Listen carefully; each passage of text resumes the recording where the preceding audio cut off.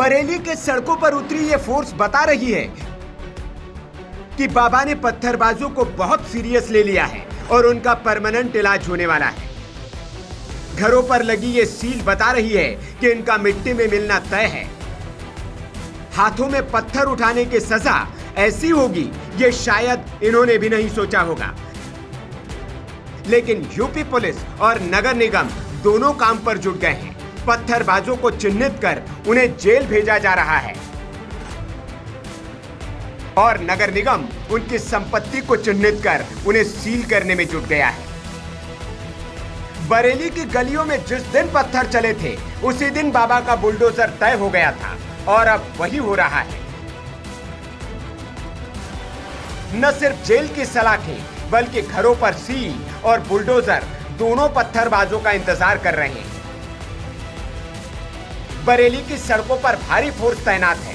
चारों तरफ पुलिस की मौजूदगी बता रही है कि सरकार ने अब पत्थरबाजों पर परमानेंट इलाज करना शुरू कर दिया है।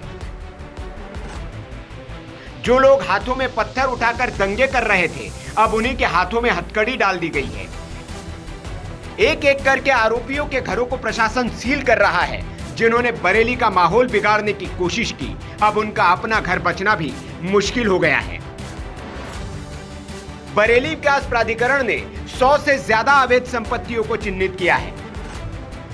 82 से ज्यादा आरोपी पहले ही जेल की हवा खा रहे हैं और 3000 से ज्यादा निशाने पर है। जिन घरों पर कभी रोशनी होती थी अब वहां नोटिस चस्पा कर दिए गए हैं और जिन गलियों में कभी आवाजें गूंजती थी अब वहां सन्नाटा है और पुलिस फोर्स मार्च कर रही है।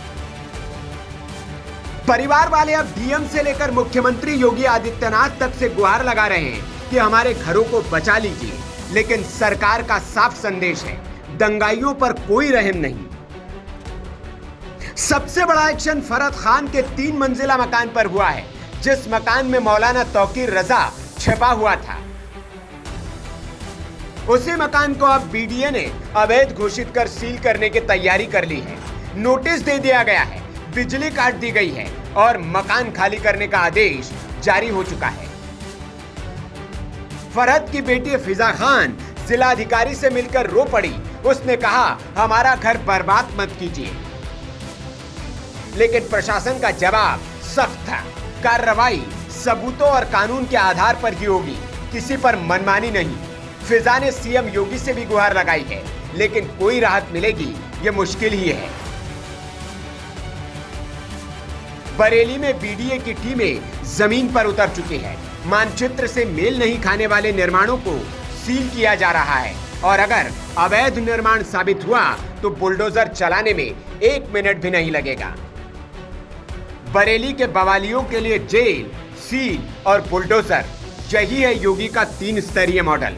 जिन्होंने कानून हाथ में लिया अब उनके हाथों में हथकड़ी है और जो सरकार को चुनौती समझते थे अब उसी सरकार से रहम की भीख मांग रहे हैं।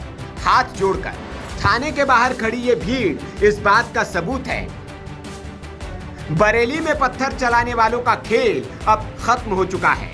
ये कार्रवाई नजीर है उन दंगाइयों के लिए जो भीड़ की शक्ल में हिंसा करके सरकारों और प्रशासन को झुकाने के मंसूबे रखते हैं।